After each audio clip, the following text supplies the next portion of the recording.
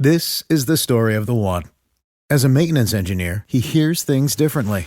To the untrained ear, everything on his shop floor might sound fine, but he can hear gears grinding or a belt slipping.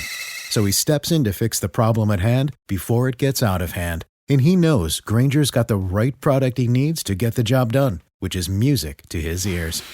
Call, click Grainger.com, or just stop by. Grainger, for the ones who get it done. What's the easiest choice you can make? Window instead of middle seat? Picking a vendor who sends a great gift basket? Outsourcing business tasks you hate? What about selling with Shopify? Whether you're selling a little or a lot, Shopify helps you do your thing, however you cha-ching. Shopify is the global commerce platform that helps you sell at every stage of your business. From the launch your online shop stage to the first real-life store stage, all the way to the did we just hit a million orders stage. Shopify's there to help you grow. Whether you're selling scented soap or offering outdoor outfits, Shopify helps you sell. Wherever and whatever you're selling, Shopify's got you covered. Sign up for a $1 per month trial period at shopify.com/try. Go to shopify.com/try now to grow your business, no matter what stage you're in. Shopify.com/try.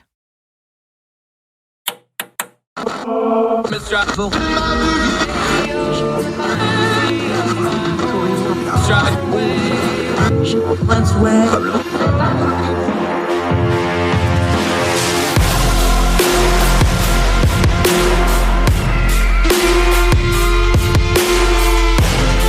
With your host, Andrew Donaldson. This is Heard Tell.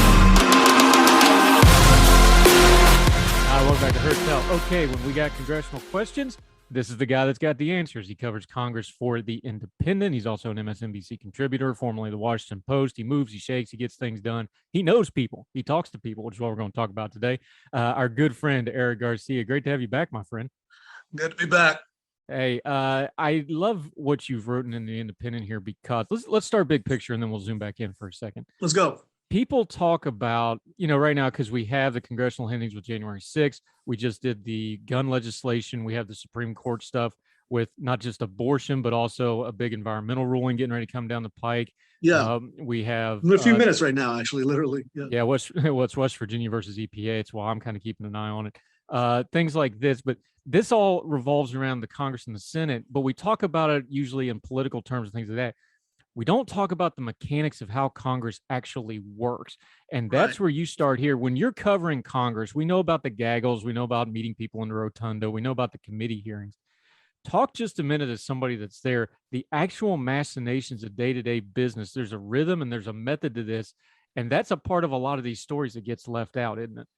Yeah, it is. I think one of the things a lot of people don't recognize is, and I've talked about this in the past, is that the House of Representatives, for better or for worse, is basically a jalopy. It's basically, at this point, the two sides barely talk to each other at this point. So as a result, that's why you see a lot of the legislation getting done on the Senate side, because they recognize that they actually need to pass a bill. So, for example, the bipartisan infrastructure bill was done on the Senate side, and the gun legislation was most recently passed was done on the Senate side. And a big reason for that is because of the filibuster. What's interesting, what I've noticed is that ever since January 6th, there are a lot of hard feelings on the House side. And of course, it was revealed last week that multiple members of the House asked for pardons. On the Senate side, the weird thing is, and Kirsten Gillibrand has talked about this with me, is that they, for the most part, it's not like anybody's forgiven Josh Hawley or Ted Cruz, but for the most part, because of the way the Senate's set up, they've moved on. And they kind of have to work together because there's fewer of them and because there's the filibuster, they have to work together. So one of the other things I think that's important to recognize is that, and so what I wrote this piece about Senator Thom Tillis, is that a lot of times one of the things that benefits is that at least on the Senate side, there's a real inclination to negotiate, not let staff negotiate and let the senators negotiate among themselves. Otherwise, things break down. And I think that was really one of the things that allowed for both the infrastructure bill and the gun bill to get through, was that they kind of didn't let the staff get involved. They kind of just did it, mano a mano. Yeah, and there's one other part to that we need to touch on before we get into the specifics here. You talk about the staff negotiating as opposed to the senators. I know we had our friend Jim Swift on, who staffed both the House and the Senate in a previous life before becoming a writer. He's talked about this on the program. The turnover of staff in the House is one of the real driving factors of how the House works, because you're running for election basically once a year, because it's every 2 years, the election cycles. Their staff turns over so much. Senate, you have Senate staffers that have been there 20, 30 years sometimes. It's a totally different beast. And when you're talking about effective government, like passing negotiated legislation, the House just has some institutional things against them, whereas the Senate, it's kind of built in to have things work because you got people that are there longer, they're more secure, all that. That's something that you see as a reporter that the general public probably doesn't think of, but it's a huge factor in how these things happen. Yeah, it absolutely is. Being a Senate, one of the interesting things about it, what that I noticed, was that during the January 6 hearings was the Cassidy Hutchinson testimony. What was interesting to me is that I probably know like 10 or 15 different Cassidy Hutchinsons, or Cassidy's Hutchinson. I don't know what the plural of that is. But they're often young. They're often fresh out of college. They're often very fresh faced, and they're not with a lot of experience. So there's just a lot of staff turnover, and just because of the high metabolism of the House, a lot of people get run out very easily. There aren't that many. There are some lifers, don't get me wrong. There's some people who stay there for a long time, but most times people will usually jump over to the Senate side. There's also just like a House office is just smaller to manage.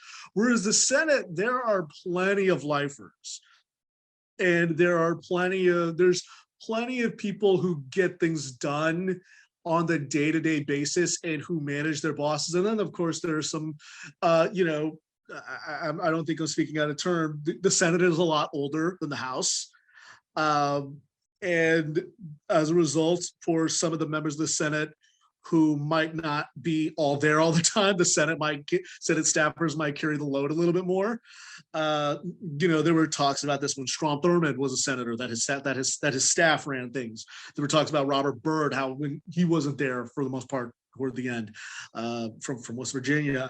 So the Senate's, it's not more glamorous, I'd say, but there is more of I guess you could say, a veneration of Senate staff, because these are people who get stuff done on a regular basis. Yeah, Eric Garcia, fine reporter, joining us. Okay, this leads us to the Thom Tillis piece you wrote, and we've linked to it in the show notes. Make sure you read the full piece.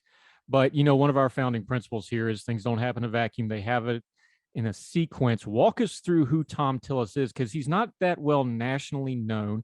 Of course, you and me both have ties to North Carolina, so we know maybe a little bit more than the average bear anyway. But walk us through the sequence, because like you just said, once you get to the Senate, and once you're there for a second term, especially because now you got committee assignments and things, you have power, but there's a process to get in there. How did Thom Tillis get to be a player in the U.S. Senate? Yeah, so Thom Tillis, I think he's one of those people who, again, he doesn't emit a lot of, he's not on conservative talk radio, or he's not on conservative media as much as like a Ted Cruz or a Josh Hawley. And he doesn't, and he, as of right now, he's not a chairman or anything of a big committee right now, but he's slowly but surely become one of the more effective Republican senators. And part of that is because he got a start in the Cornelius, Mecklenburg area of North Carolina. For a while, he was involved with like in the area around Lake Norman, which is incidentally where Donald Trump has property. And what happened is he just moved up the ranks in the local politics before getting elected in the North Carolina legislature in 2006, I believe. Then in 2010, then what happened is, of course, in 2008, Barack Obama won North Carolina. But in Charlotte Magazine, there's a great profile of him in Charlotte Magazine from when he was running for Senate. North Carolina Republicans didn't do that badly that year in North Carolina. So there was this feeling that maybe they could win. So what Tillis did is he basically left his job at IBM, because in North Carolina, there's a part-time legislature. And he just basically traveled across the state, recruiting candidates, campaigning for them. And then in 2010, Republicans, for the first time in more than a century, take over both houses of the legislature. 2012, his buddy from Charlotte, Pat McCrory, becomes the governor. And really, at that point, because they haven't been in power for so long, they just ramrod through a lot of conservative legislation. That really gives Tillis the impetus to run for Senate in 2014. And of course, he's running against Kay Hagan. And that was, I think it was the most expensive Senate race at the time.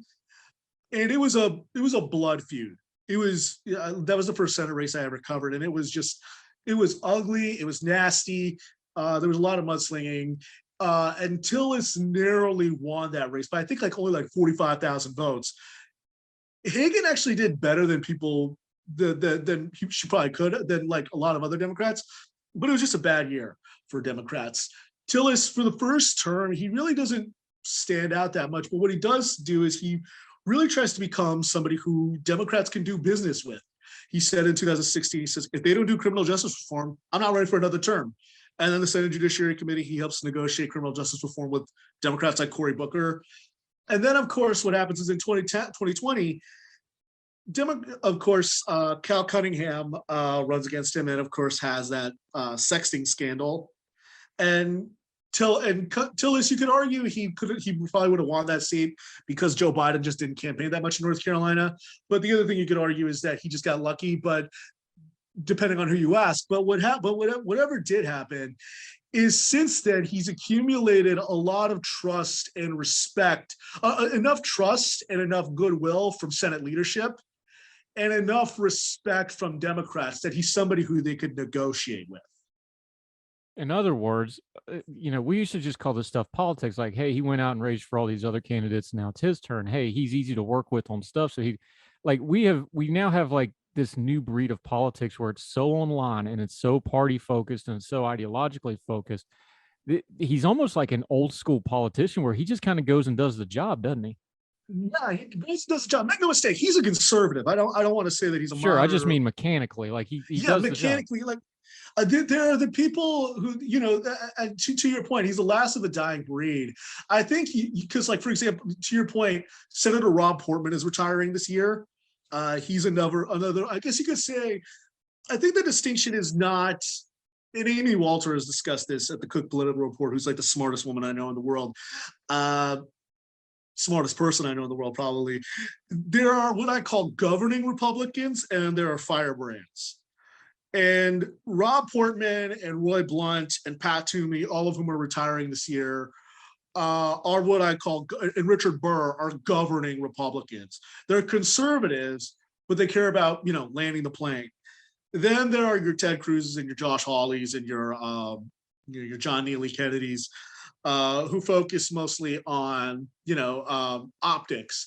And I think Tillis, one reason why he doesn't earn the ire of Democrats, and one reason why his Democratic challengers don't raise as much money as your Amy McGraths or your Jamie Harrisons or your John Ossoffs or your Raphael Warnocks, is he hasn't put himself out in the forefront as somebody who does that many offensive things to Democrats, and he's not in Senate leadership for now. So that kind of inoculates him from Democratic outrage. But in the same respect, I think what it does is that because he cares about governing and he cares about actually landing the plane and not just being on Ben Shapiro's podcast all the time, a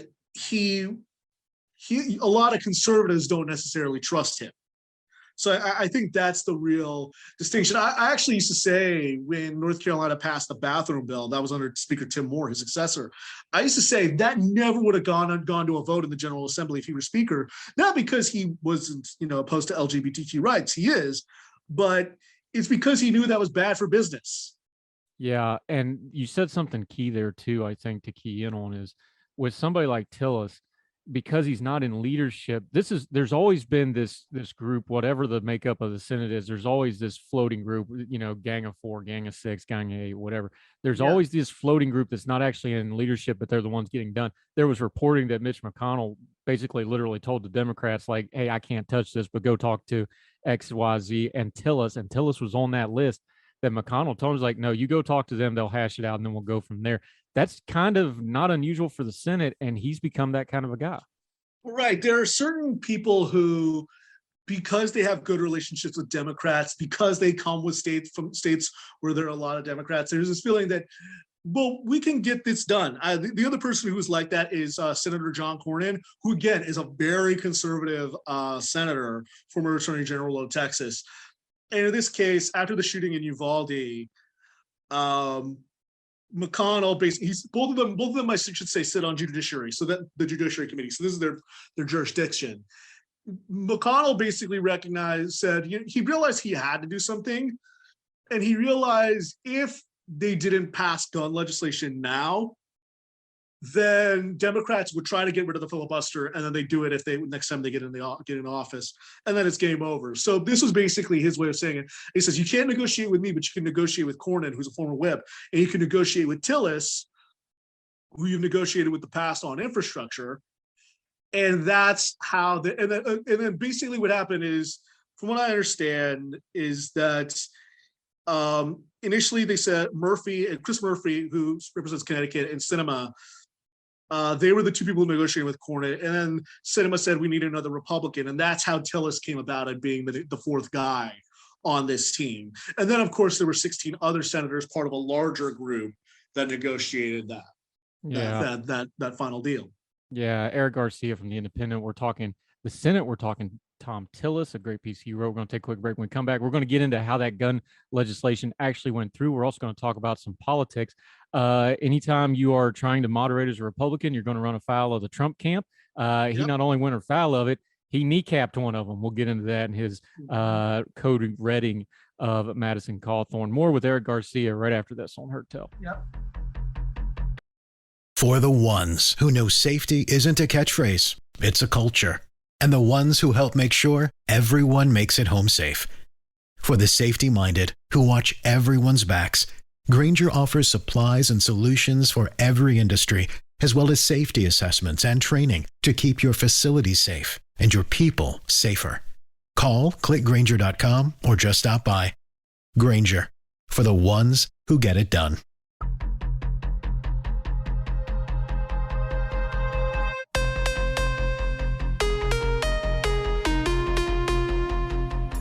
Welcome back to Heard Tell. Having a blast talking to our good friend Eric Garcia. He does great work. Make sure you're following him. He writes for The Independent, MSNBC, other places from time to time. All right, buddy. We've talked about Thom Tillis, how the Senate works. We walked through how Thom Tillis became, he's not a shot caller, but he talks to all the people before the shots are called. I think that's probably the fair way of explaining this. Let's talk the gun legislation real quick. Let's just set aside the particulars of it because, a lot of this was kind of shining up stuff that was already existing. There's some argument over what it actually accomplishes, but they passed something, which 2 months ago you would have said that would have never happened. How did the mechanics of this legislation get passed? The mechanics of it are really interesting because I think that there was really this feeling. I think it's important to say there are a few things. I read about this. It was interesting because I remember when the negotiations began. I should say I've been a journalist now for, professionally for 8 years. And that means that I've been covering politics in Washington ever since. So I've been covering Washington's response to gun violence for a long time now. And to the point that I'm just kind of like, this is, nothing's going to happen on guns. But the thing that changed, I think, but then, I noticed when the negotiations with Cornyn and Tillis and Sinema began, and Murphy, there was this general feeling of goodwill. And I think there are three things that I would attribute it to. One is that the National Rifle Association is just not as strong as it used to be. A lot of liberals like to think of the NRA's power as just the money that it gives to candidates. That's not the real thing. It's the NRA's ability to scare the bejesus out of its members and mobilize them that I think is the real power. But since the NRA's had a lot of money troubles and it's kind of gone and it's tried filing for bankruptcy, that was one thing, is that it just couldn't mobilize the troops. I think the other thing was that Democrats as a whole were unified on this. The last time there was gun legislation, in 2014, in 2015, 2013, 4 Democrats defected.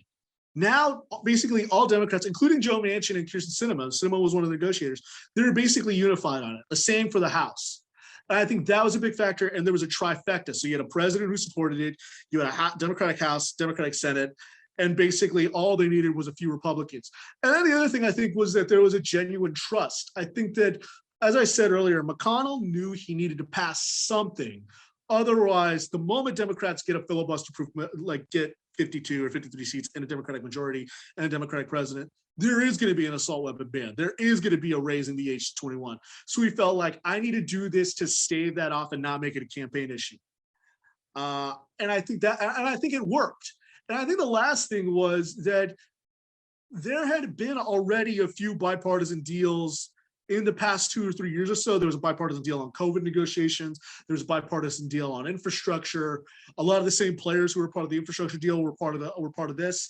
So there was generally this feeling that we know how to do this and we can do this. So let's do it. So I think that's what led to it. Yeah. And the other interesting thing about this particular piece of gun legislation was the initial people that came out and supported it were all either not up for election or were retiring or moving on or whatever. But they did expand it a little bit. Our progressive friends aren't going to like this, so y'all just grab your chairs real hard. This is going to be a rough 2 minutes, but I just got to lay this out there. When Manchin and Sinema had all that pressure on them to get rid of the filibuster, they both used the argument, no, the filibuster lets us negotiate things. And they got absolutely racked over social media and campaign ads. They got destroyed online for it.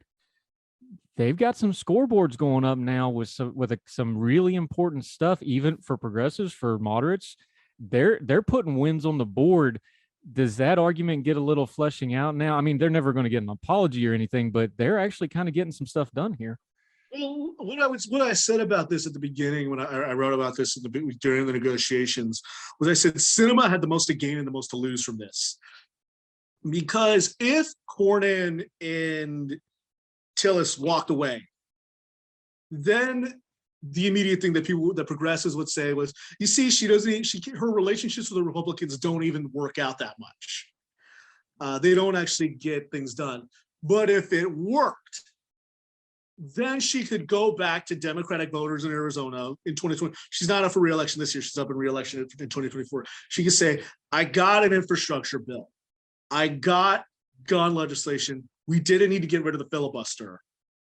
So re-elect me. And I think that she has a case to be made. That's not to say that there aren't going to be people, particularly Democratic primary voters, who are still not unhappy with her.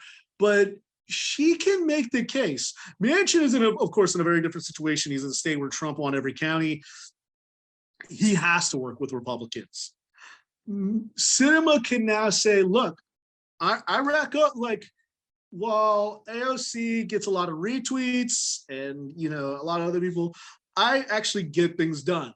You could argue that this gun bill was not everything that they wanted. And in the same way, you could argue that passing the bipartisan infrastructure bill allowed for Build Back Better to die on the vine. But she could very easily say, hey, I actually do stuff and it works. So she has an argument to be made.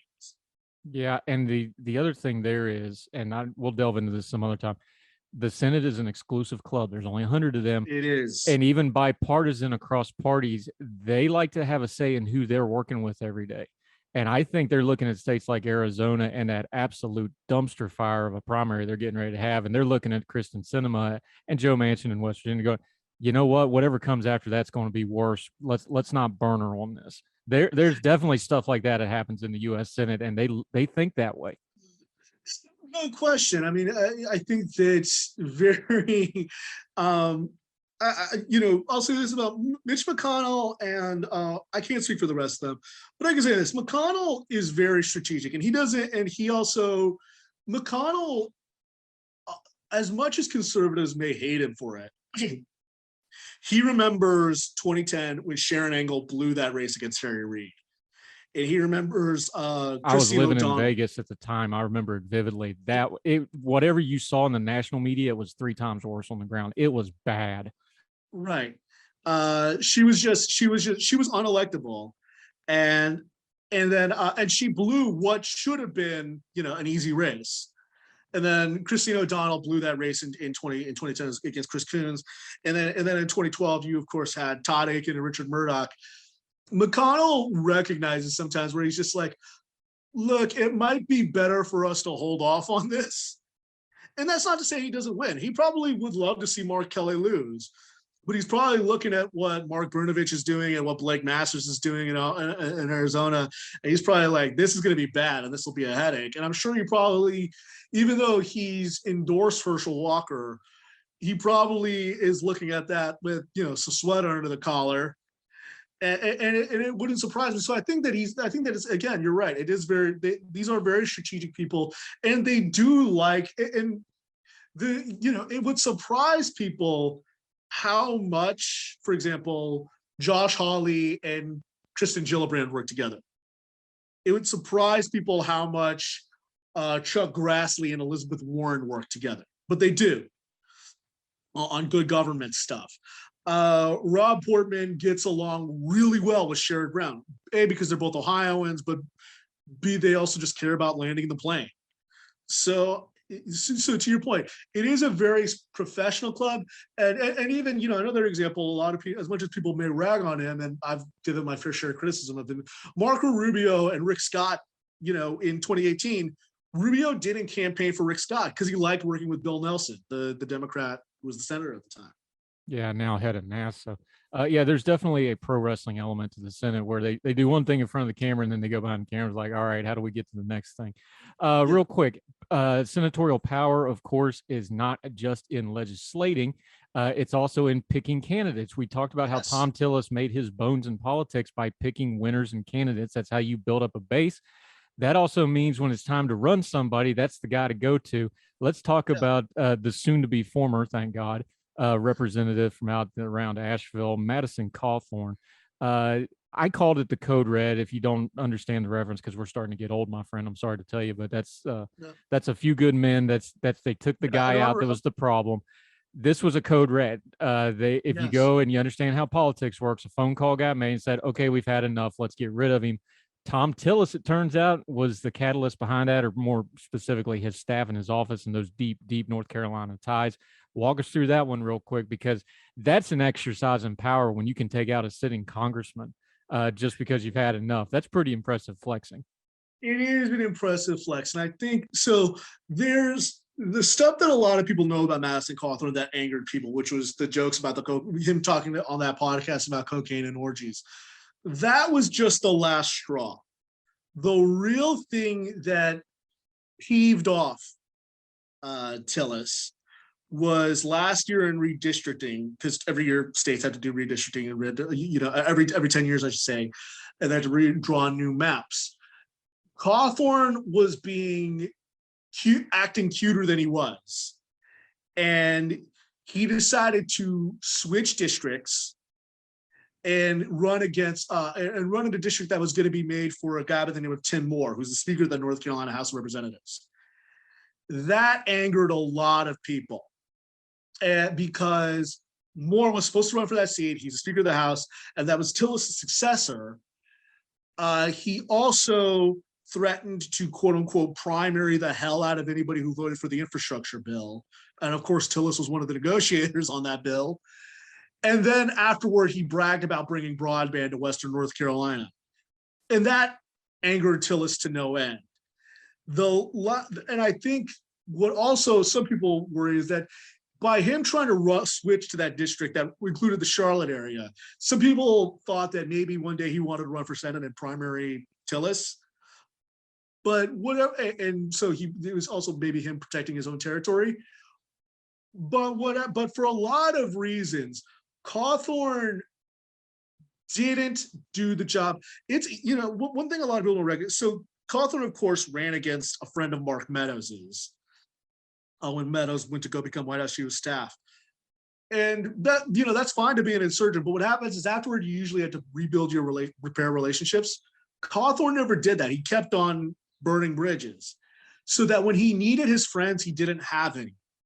And I think that's ultimately why it was one thing after another, that finally Tillis and the rest of the North Carolina Republican establishment said, okay, enough. And Tillis said that Phil Berger, who's a state senator, was the one who, kind of motivated him to get behind Chuck Edwards. So that was ultimately the reason, was that there was enough infrastructure to take out Cawthorn. So I think a lot of people have said, why did Madison Cawthorn lose, but Lauren Boebert didn't? Well, for the fact of the matter is that Colorado has a Democratic governor and 2 Democratic senators. So there's not a lot of power within the Republican Party to fundraise and neutralize somebody. And in the same respect, Lauren Boebert wasn't talking smack about other Republicans. She was talking smack about Democrats. So that's ultimately what led to it. Yeah, and let's not pretend here this is still some politics involved. Cawthorn had viable competition in his primary where Boebert and some of these others didn't. If they had one, they might go after, the reason they haven't done this, somebody's like, why didn't they do that, Marjorie Taylor Greene? Because they don't have a candidate running with her that could win. If they had one, they'd probably do it. Let's be adults. They knew they could beat him, and then that's part of the calculus here as well. There was already blood in the water. He also had multiple law violations for, trying to bring a gun on a plane and speeding tickets and having his license suspended.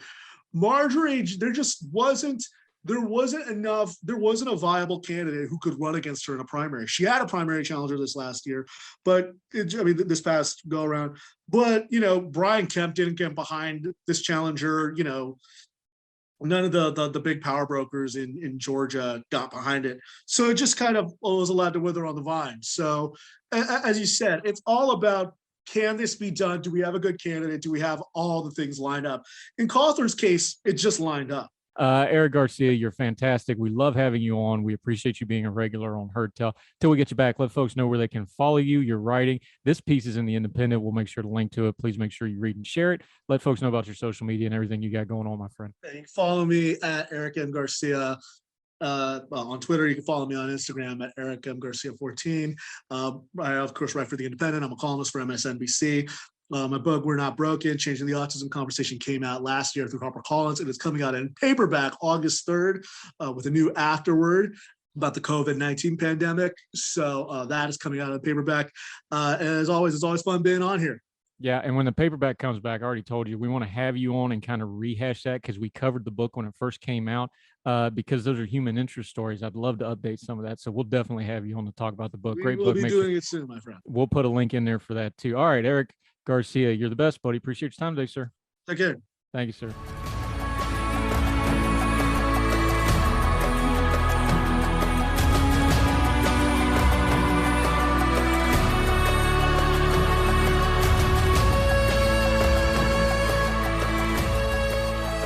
Welcome back to Heard Tell. Contributor. She's also at the Reason Foundation looking at the Personal Integrity Project and some policy analysis.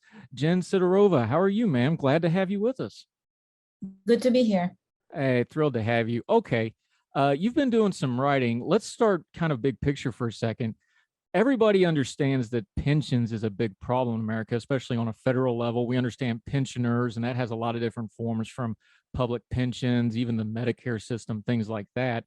You took an angle on this, though, that on the municipal level, and we know there's a lot of cities that have been crippled with pensions, you actually found an example of some good news for pension. I'm all for some good news. We've had a lot of bad news lately. Talk about Jacksonville and the pension system that you wrote about, because it's really nice to see a well-run government and some good news in this front, isn't it? Yes, definitely. So what we focus in the Pension Integrity Project is the state and local pensions. So not really like the social, not the Social Security or anything like that, but the local and state pensions that pay for the public service workers, teachers, firefighters, and police officers within the states or municipalities. And so Jacksonville is one of the examples of a municipality that back in 2017, they turned off the defined benefit pension plan for the new hires, and they put all the new hires into 401k style plan. So all of that sounds kind of all this terminology, but let me try to explain it. Defined benefit plan, the pension plan, is the kind of plan that a lot of public sector workers have, like teachers and police, and firefighters, as I mentioned. And so the way the benefit is calculated is that there's a formula that takes into account the number of years that they worked with a particular employer. It takes into account their salaries, and then it's calculated, and they kind of get a benefit each month. So that's how pensions work. And the employer is responsible to provide that pension no matter what. So even if they don't have enough money saved up, they still need to find a way to provide for those pensions. Those pensions are guaranteed by constitutions. What Jacksonville did, they switched the new hires to 401k style plan. That's more like a, we also call it defined contribution plan.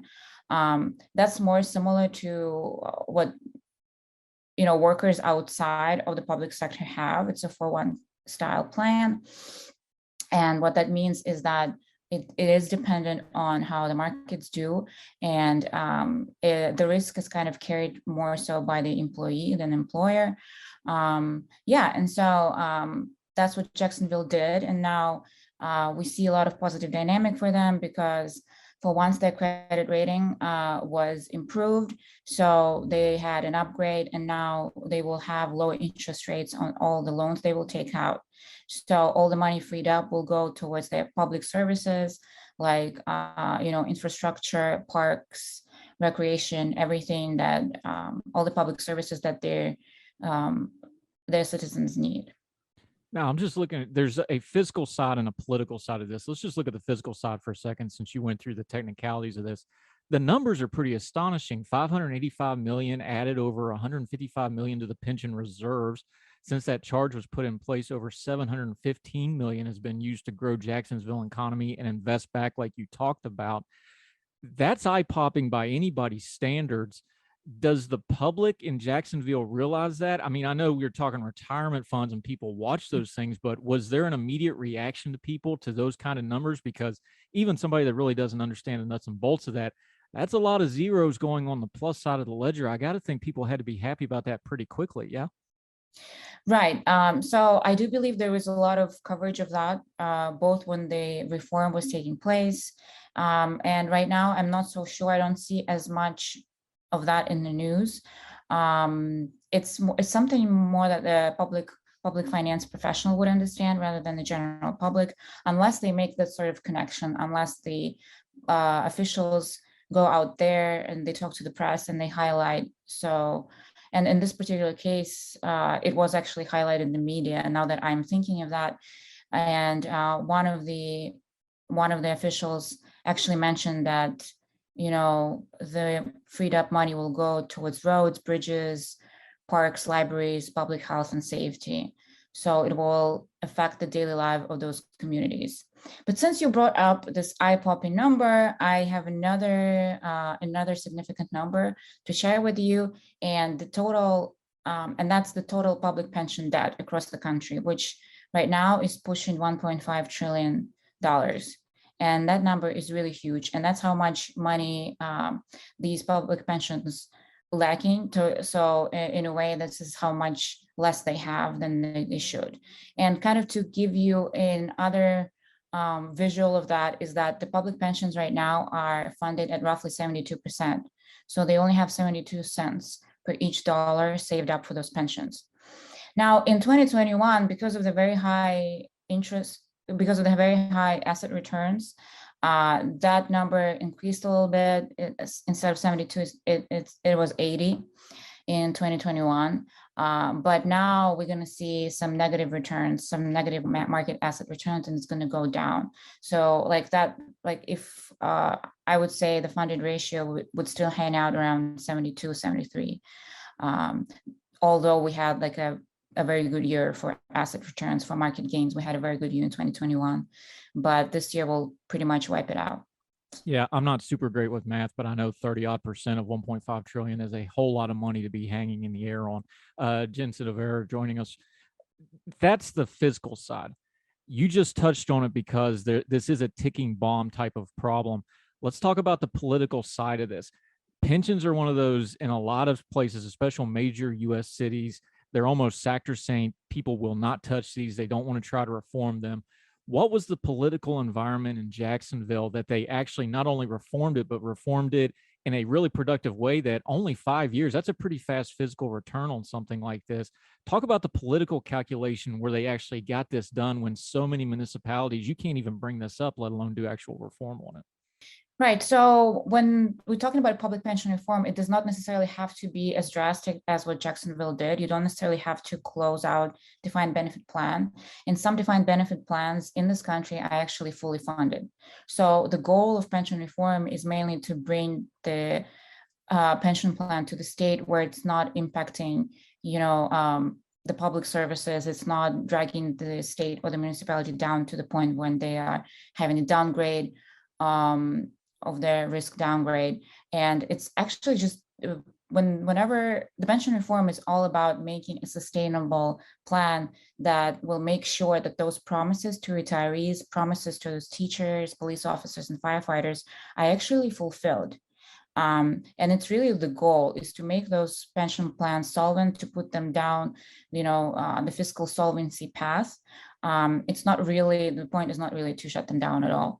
And another interesting example of this pension plan, not this particular pension plan, but another successful transition from defined benefit to defined contribution was in Alaska.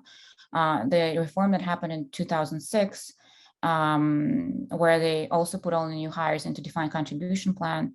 It's been a while since that reform, and I recently published a working paper that looks at the retention outcomes for the workers, retention outcomes for the teachers. And what we see is that retention actually slightly improves for workers who were hired at the defined contribution for the defined contribution plan. Yeah. Let's ask you this then. Jacksonville, of course, is in Florida. That's a fast growing state. There's no state taxes. There's obviously some local things that went into this. So when you look at the example of Jacksonville, and like you said, that is kind of a drastic example. What is scalable and what isn't scalable from this example, do you think, as you look, like you said, the rest of the country, this is a $1.5 trillion problem. Almost every municipality has a pension issue of some sort and manner. What is scalable? What isn't going to be scalable as we look at the rest of the country, do you think? I think one priority that I see, one kind of sticking point that I see for a lot of plans is their assumption, their assumed rate of returns. The assumed rate of return is the assumption that they make when calculating kind of how much money they're taking in. When calculating that, the assumed rate of return helps them calculate their funded ratios, their unfunded liabilities. And it's a very important measure because this is how much money they think their assets are going to return every year. And so right now, the assumption on average is 7%. So they believe that every year their portfolio will return 7%. And if you have at all looked at your 401k, and then you will see that this assumption is a very high one, and it's a little bit unrealistic. I would say even a more realistic goal would be all the way to 6%. And some plans like New York are actually doing this. So this is something that definitely can be done. And it's also a very positive improvement for the plan in the sense that they will just set more realistic goals for themselves. And they're more likely to be back on solvency track, back to being fully funded, and to fulfill the promises to the retirees. All right, we're talking to Jen Sidorova. She's with Young Voices and the Reason Foundation, doing some excellent work on public policy when it comes to pension. We're going to take a quick break. When we come back, we're going to talk about the rest of the country. A whole lot of problems. Like she said, 1.5 trillion. She's got some writing and some examples of what to do about that, who's in trouble, who's not. Talking public pensions, one of those things folks don't like to talk about until it's a problem, with our friend Jen. Right back after her tell, right after this.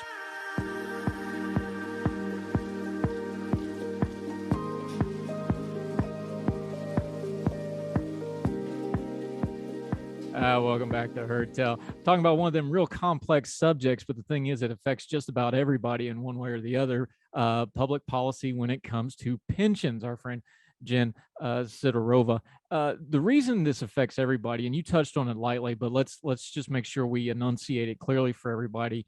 The opposite of what you cover in Jacksonville is true. They made back money. They fixed their problems. That was more money for roads and bridges and firefighters and cops and teachers and whatever else.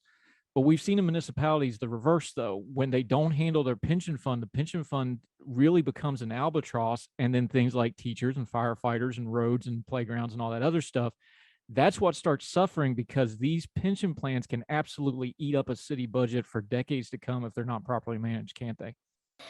Right. So I think a couple of examples of really significant, kind of a fallout that was brought up from mismanaged pensions was Detroit a couple of years ago, and then Puerto Rico. So both jurisdictions had to undergo significant fiscal changes because their pensions. And this is something that, as Pension Integrity Project, as pension reform, we're trying to prevent. You never want to go to this point of almost no return when you have to, at that point, make significant drastic changes. A lot of pensions are in the state where, with a little bit of tuning, defined benefit plan could work. And this is something that just needs to be taken care of right now. It's a priority. And although, most policymakers are not going to be here when those pensions, mature like 30 years from now, when, the bill will come due, it is still like decisions that are made right now are extremely important.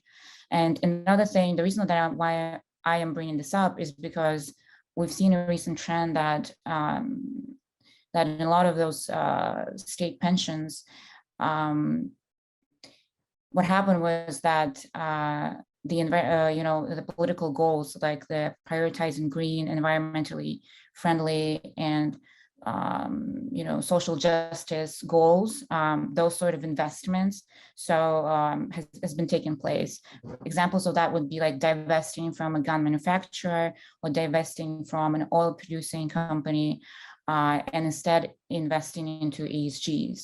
And this is the trend that's happening right now, and it's quite scary in a way that when it comes to those pensions that you owe and you have to pay, what you really should be chasing is kind of sustainable, solid returns. And you should be investing into assets that are very likely, that are trusted assets, and they are very likely to bring a stable return, and not really gamble with public pension money. So that's just another thing that we've seen recently, and I wanted to highlight. Yeah. And I think you hit something important on the head there too, is, this is a data heavy thing. This is kind of a wonky issue, but it affects very normal everyday people, even people that are non-political, because everybody wants to have some kind of a retirement. And this thing projects out 20 or 30 years over the course of a worker's lifetime. So it's kind of hard for people to get their heads around.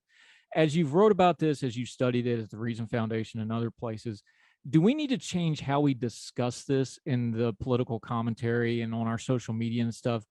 The way we've discussed this over the last 20, 30 years doesn't seem like it's a real productive way. Do you think there's a better way to discuss this without maybe getting into all the nomenclature, which kind of loses people, and just talk to them on a human level of like, hey, this not only makes your retirement better, it makes our cities better. It gives more stuff to our kids for the next generation. It sets the next generation up for success. Do we need to change our nomenclature, how we talk about this issue? Yeah, actually, a couple of years ago, I wrote that op-ed that went to Market Watch, and it talks about why pension issue is a millennial issue as well, why millennials should care about pension debt. It's precisely because of that, because the money that otherwise could be spent on public services is going towards paying, to the employees who stopped working 10 or 20 years ago, which is kind of bringing up the issue of intergenerational fairness. And it's also, like in Jacksonville, it's simply that, you're getting a lower credit score. And like any one of us, like once our credit score, if it goes down, we're going to get billed with high interest rates. And if we have a very high credit score, we get low interest rates. It's like as simple as that. So you can even bring this into this human level, and translate it into these basic issues that we have to deal with in our daily lives to explain this issue. And that's what I'm trying to do as part of the Pension Integrity Project and as part of Young Voices. Yeah, basically, if you're paying taxes, you're funding a public pension somewhere, somehow, probably a bunch of them is kind of the way to think of it. Jen Sidorova joining us. We appreciate your time. This is one of those complicated issues, but you explain it really well, so even I could understand it, and I appreciate that. I know you're writing at Reason. You've got a list of writing credits that anybody would be jealous of. I know I am looking through it. Let people know where you are on your social media until we get you back on again in the future, how they can follow you and keep up with what you have going on. Definitely. You can find me on most social media, and my handle is the same. It's Jen_Sidorova. So I'm pretty easy to find, and you can just always Google my name and find my Reason profile, Young Voices profile, and connect with me that way. Yep, she's got a lot of writing credits. She's doing more media, and we were lucky enough to get her here on Her Tell, and we hope to have you back again soon, my friend. Thank you so much for the time today. Appreciate it. Thank you. Anytime. Thank you, man. All the music on Her Tell is provided under a Creative Content license from monstercat.com.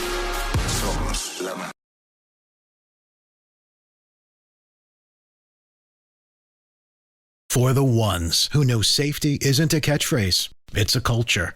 And the ones who help make sure everyone makes it home safe. For the safety-minded who watch everyone's backs, Grainger offers supplies and solutions for every industry, as well as safety assessments and training to keep your facilities safe and your people safer. Call, click Grainger.com, or just stop by. Grainger, for the ones who get it done.